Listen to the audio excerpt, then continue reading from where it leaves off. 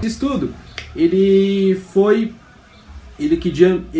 pretendeu mensurar, né, respostas de fadiga e recuperação nas propriedades dinâmicas e isométricas da força, né, e os efeitos da intensidade de exercício numa atividade de ciclismo, né. Como é que foi o delineamento experimental?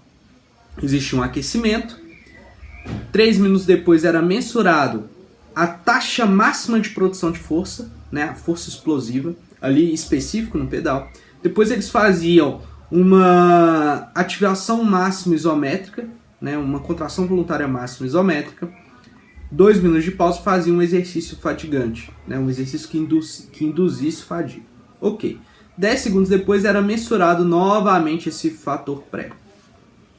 E também havia em um outro momento onde realizava-se um sprint antes e depois desse protocolo fatigante. O protocolo fatigante foram 3 tipos.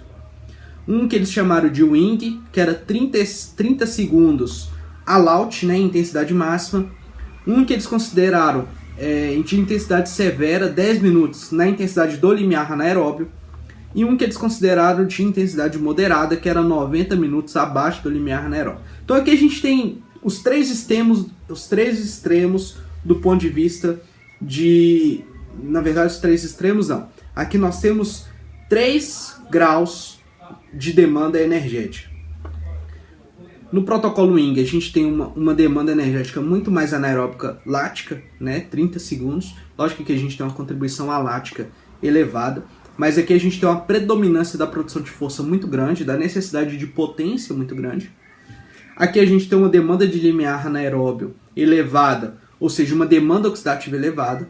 A gente sabe que o limiar anaeróbio não é o ponto de troca do metabolismo. Ali no limiar anaeróbio a predominância é aeróbica, né? A questão aqui é uma intensidade. Teoricamente, nós estamos no ponto onde ele produz, onde ele consegue fazer na máxima intensidade um desempenho de longa duração, e aqui a gente está falando mais de uma intensidade bem mais aeróbica, onde ele consegue ficar um tempo bem superior, utilizando a demanda oxidativa.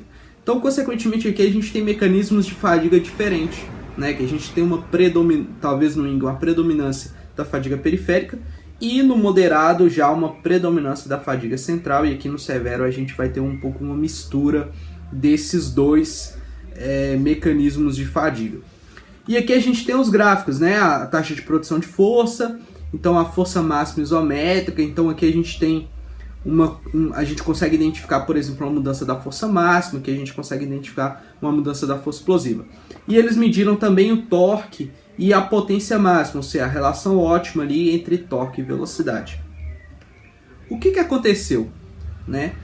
No protocolo Wing, esse protocolo mais de demanda anaeróbica lática, nós tivemos uma mudança na força máxima, na contração voluntária máxima isométrica, nos primeiros 1 minuto pós-esforço. À medida que o tempo foi passando, essa queda foi reduzindo, essa diferença foi reduzindo, e aí a diferença não foi tão significativa em relação ao basal. A potência máxima, ela teve uma redução, mas essa redução não foi significativa entre momentos.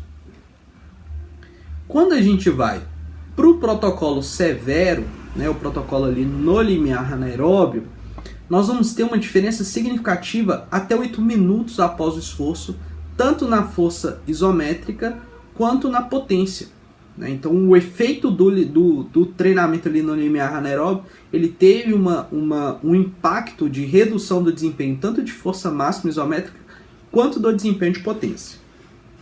E quando a gente vai para o moderado, parece já existir uma inversão.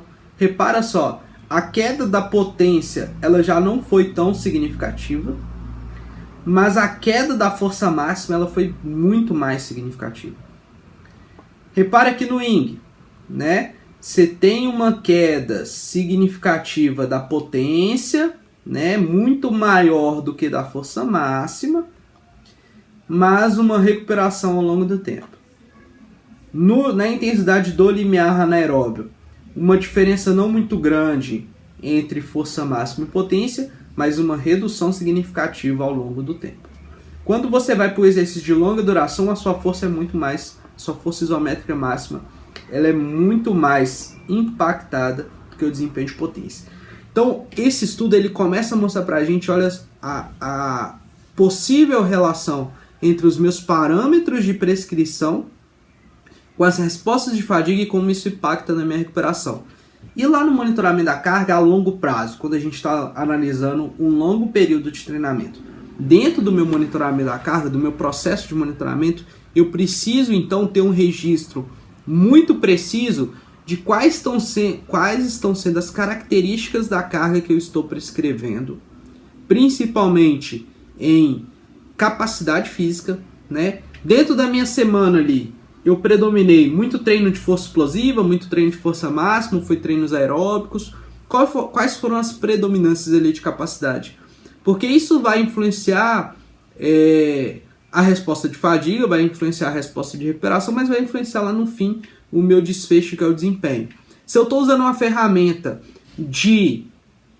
para monitoramento da carga, para verificar um acúmulo de fadiga e baixa recuperação, por exemplo, utilizando a ferramenta de desempenho de força explosiva, eu tenho impactos nesse desempenho de força explosiva de maneira diferente à característica fisiológica da carga que foi aplicada ali ao longo da semana e que está sendo acumulada.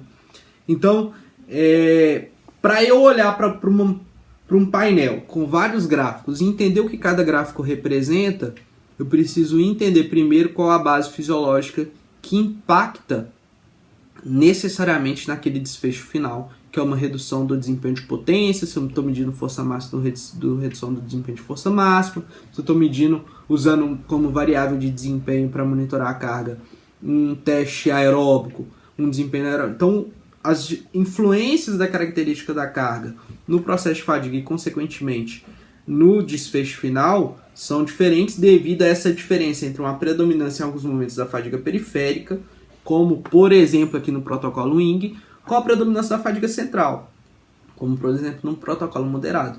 Se eu estou numa semana onde eu vou acumular muita carga aeróbica, eu não posso esperar um desempenho de força máxima elevado. Né? Eu já tenho uma expectativa de que naquela semana, do ponto de vista de acúmulo de fadiga, o meu desempenho de força vai estar reduzido. Aqui não é nem do ponto de vista de adaptação quando se fala de treinamento concorrente. Aqui eu estou falando de processo agudo de fadiga. Né? Uma predominância de fadiga central, talvez muito por um acúmulo de um desbalanço de alguns neurotransmissores, como por exemplo do equilíbrio serotonina-dopamina.